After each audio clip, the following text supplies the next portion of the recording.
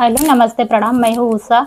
उषा लोकगीत में स्वागत करती हूँ, अभिनंदन करती हूँ। तो आज मैं एक तीज व्रत सोहर गीत लेके आई हूँ, आप लोग के सामने गाने जा रही हूँ। तो आप लोग मेरा सोहर गीत पूरा सुनिएगा, फुल वॉच करके सुनिएगा। और बहुत अच्छा है। ये गौरा माता की सखियाँ पूछ रही गौरा जी से कि गौरा जी आप कौन कौन सा व्रत की हो जो आपका सुहाग अमर है, तो उसके बारे में है। आप लोग पूरा सुनिएगा, बहुत अच्छा है, बहुत प्यारा है, बहुत सुंदर है। अगर आप लोग पूरा सुनेंगे तो बहुत अच्छा लगेगा। तो अभी मैं सोहर गीत गाने जा रही हूँ और हमारा सोहर गीत पूरा सुनिएगा। और जैसा आप लोग अच्छा लगे तो मेरे वीडियो को शेयर, सब्सक्राइब, लाइक ज़रूर करना।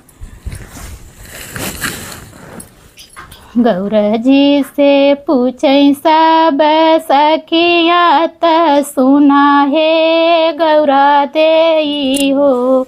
गौरा जी से पूछै सब सखिया त सुना है गौरा देई हो। गौरा कमना कमना व्रत कइलु त सिंधु राया मरे कैलू हो। गौरा कवना कवना व्रत कैलू त सिंधुराया मर कैलू हो। हसी हसी बोलै गौरा दे सुनहु सब सखिया हो। हसी हसी बोलै गौरा दे सुनहु सब सखिया हो।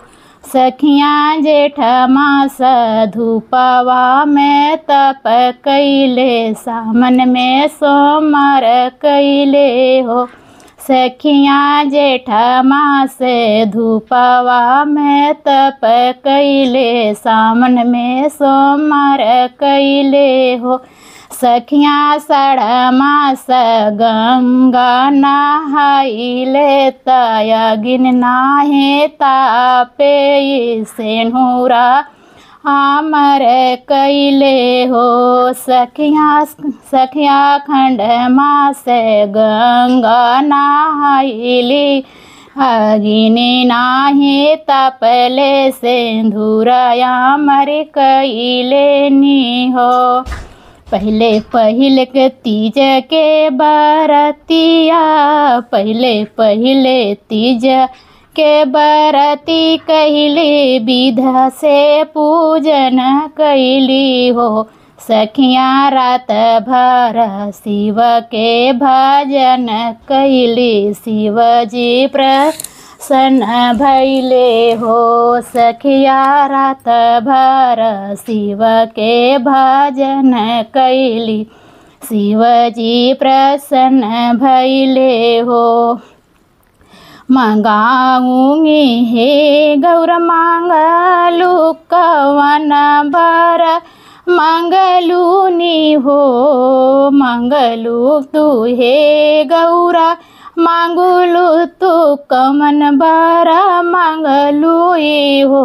गौरा जवन तोहरे हृदय समाये, तू हई बरा देबई हो। गौरा जवन तोहरे हृदय समाये, ऊ हई बरा देबई हो। तोहरे के हे शिव जी मंगले की, तोहरे के चाहित हो। तोहरे के हे शिव जी मंगले की, तोहरे के चाहित हो।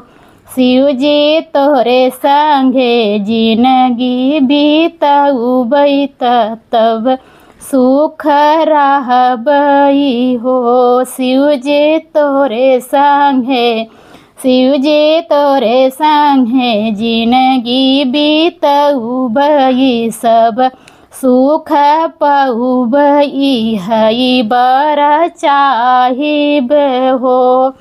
शिव जी से भये बियावत मन चाह बर पौली हो। शिव जी से भये बियावत मन चाहे बर पौली हो।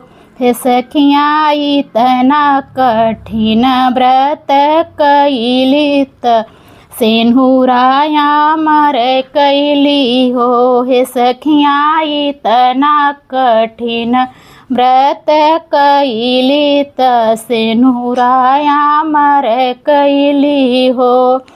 तीज के व्रत जे करली त मन से शांत पुरैलिनी हो। तीज के व्रत ज करली त मन शांत पुरैलिनी हो।